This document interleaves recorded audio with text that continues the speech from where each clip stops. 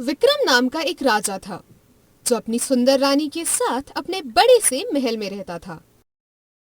राजा अपनी रानी से बहुत प्रेम करता था। रानी ने बड़ी प्यारी और सुंदर सी राजकुमारी को जन्म दिया। इससे राजा और उसकी प्रजा बहुत ज्यादा खुश थे।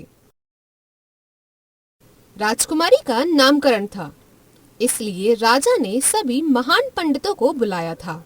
नामकरण की बात सुनकर वहां के एक साधु महाराज आए, पर वो बहुत गुस्से में थे।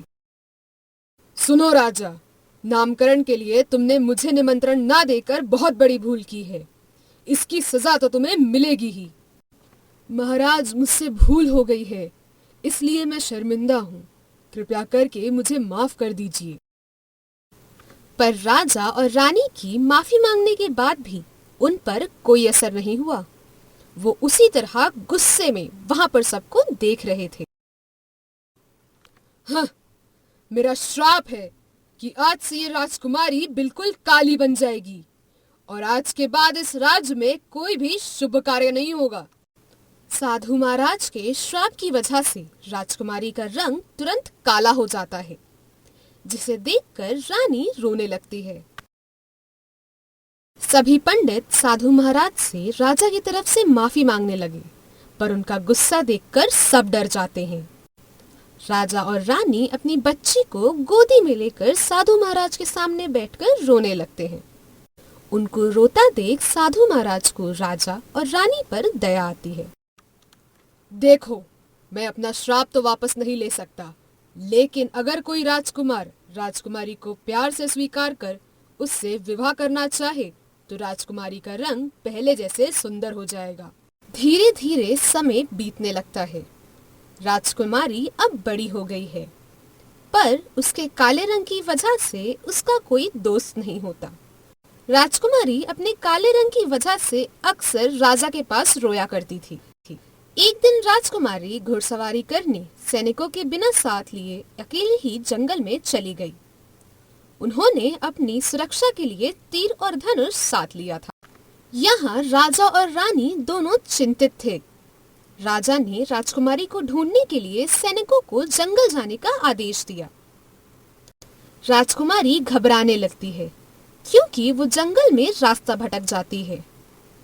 अचानक राजकुमारी को शेर की गर्जन सुनाई देती है। वो बहुत डर जाती है।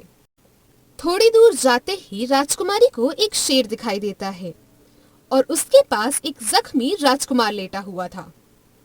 राजकुमारी बिना समय गवाए अपने धनुष से 2-3 तीर शेर के पास जमीन पे मारती है। तीर के हमले से डरकर शेर वापस जंगल की तरफ भाग जाता है। राजकुमारी राजकुमार की मदद करती है। राजकुमार अपनी जान बचाने के लिए राजकुमारी को धन्यवाद कहता है। अब राजकुमारी और राजकुमार दोनों एक दूसरे से अक्सर जंगल में मिलने लगते हैं। दोनों एक दूसरे को मन ही मन पसंद करने लगते हैं। राजकुमारी को अपने रंग की वजह से राजकुमार से दोस्ती खोने का डर बना रहता है। कुछ दिनों बाद राजकुमार राजकुमारी के महल में जाता है और शादी का प्रस्ताव रखता है। राजकुमारी अपने रंग की वजह से राजकुमार के प्रस्ताव मंजूर नहीं करती। हे राजकुमारी, अपने शरीर के रंग से अधिक महत्व तो मन के रंग का होता है और आपका मन तो बहुत ही सुंदर है।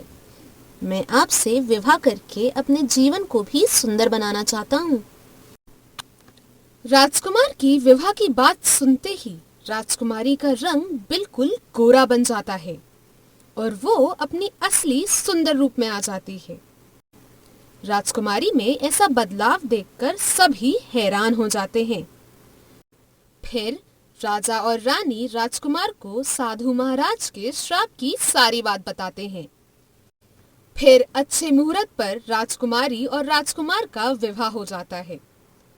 विवाह में साधु महाराज और सभी पंडित भी शामिल होते। राजा, रानी और सभी लोग राजकुमारी का विवाह देखकर खुश हो जाते हैं।